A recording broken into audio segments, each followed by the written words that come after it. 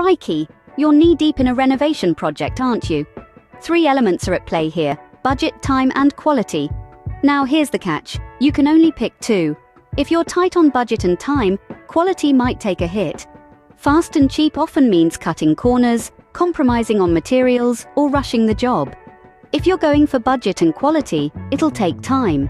Quality materials and skilled workmanship don't come cheap, and good things, as they say, take time. And if it's quality and time you're after, be prepared to loosen those purse strings. Quick and good often comes with a hefty price tag. So what's the magic combo for a satisfying renovation? Is it budget and time, quality and time, or budget and quality? Remember, in the world of renovation, perfect doesn't exist. But satisfaction? Absolutely. So ponder on that, and while you do, don't forget to hit that like button and subscribe to our channel for more nuggets of wisdom. Until next time, happy renovating!